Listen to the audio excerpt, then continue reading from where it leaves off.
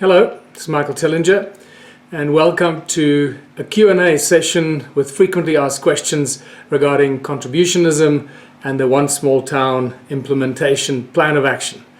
In this video, we're going to deal with a question that comes up quite regularly. It's one of the very frequently asked questions about contributionism, and that is this not just another form of communism? Now, anyone that asks that kind of question, or this specific question, clearly has no idea what communism is. So that's really my point of departure here. So is contributionism just another form of communism? And the answer to that is categorically absolutely not.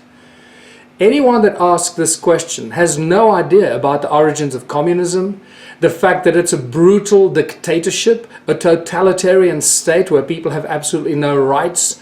The rule of law is twisted and bended whichever way the controlling party decides to bend the laws and rules, where military is used against the people, where people have no rights to do anything, businesses are controlled, property ownership is controlled, everything is controlled by a one-party state under communism. That is a far cry. In fact, it is completely the opposite antithesis of what contributionism is and what One Small Town will be all about. So let's just have a few comparisons. What is it that's going to happen under a One Small Town and contributionist community? First of all, under communism, you've got no freedom to of telecommunication, broadcasting, information, televisions, news, especially the news is very strictly controlled, etc., etc. Arts, culture, sport, etc. Everything is controlled by the one-party state. In our small towns that operate on a system of contributionism where people contribute their skills and talents, it's completely the opposite.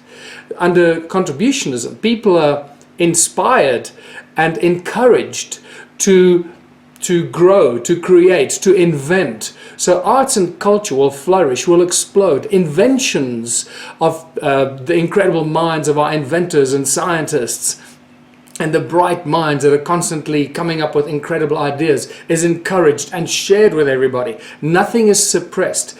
In a contributionist community, in a One Small Town contributionist community, everybody knows everybody. There are no secrets. Obviously, you have your own personal secrets that you don't share with others, like what you do in your bedroom or how many times you make love a week and these kind of things. That's very different. I'm talking about the stuff that is normally controlled, the flow of information and control of our lives that is strictly controlled under a communist regime. In our contributionist societies, everything will be open. There'll be no secrets. Why? Because all the businesses and the management of our towns and our communities is controlled by the people themselves. An appointed council of the people, a council of elders. We'll deal with that in a separate video about the council of elders, how they are appointed and how they are constantly rotated and moved and removed and changed, so that you don't have political creatures that entrench themselves in the council of elders and then try and take control of the management and manipulation and control of their community. This is impossible. It cannot happen. The antithesis of that happens. So everybody will know everybody. We know all the time, every day, what decisions are made for the improvement and upliftment of our communities, what structures we have put in place to control certain things, security, law and order, etc., etc., development of our towns and our communities. Everything and anything we do is known to the people on a daily basis or whenever they want. Everything is available on our town website.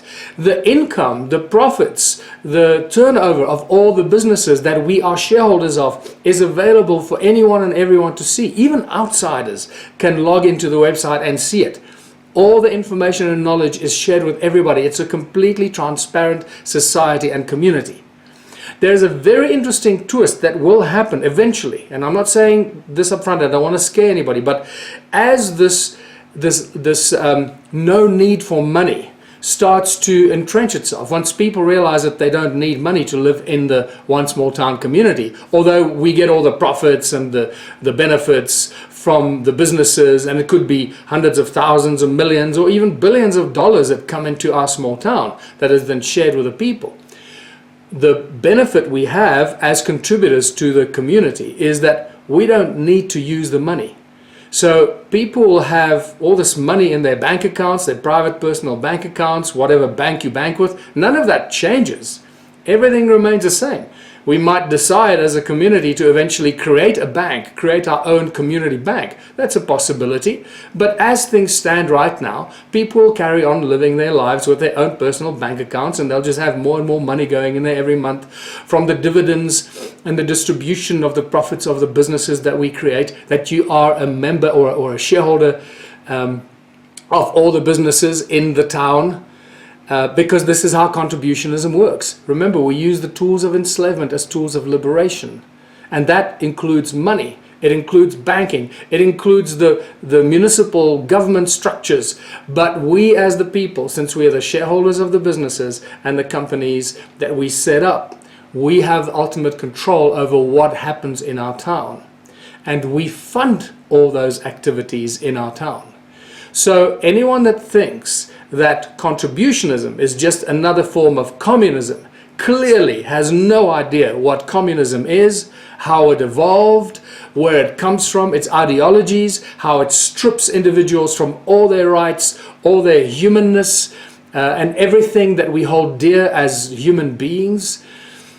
Remember what happened in Russia in the Russian Revolution in 1917, how the Bolsheviks basically invaded the country, took control of all the lands, took control of all the farmers, killed thousands, millions of people were killed under the Lenin and the Russian Revolution explosion that happened in Russia. It was a really sad state of affairs. Millions and millions of people were killed. And then under Stalin that followed that, some people estimate that more than 70 million people, maybe even more, were killed under the Stalin regime, all under the guise of communism. So anyone that thinks that communism or contributionism is just another form of communism clearly has no idea what communism is, and I suggest you go and do some research or read the Ubuntu book for some background information on the fundamental principles of contributionism and how vastly different and completely juxtaposed it is to the controlling, totalitarian, state-controlled ideologies of communism. I hope that's given you some insight. Once again, watch all the videos, read the Ubuntu book for far more depth of information and foundational knowledge, and I hope that gives you some more clarity on the vast differences between contributionism and communism. Until later, this is Michael Tellinger. Bye for now.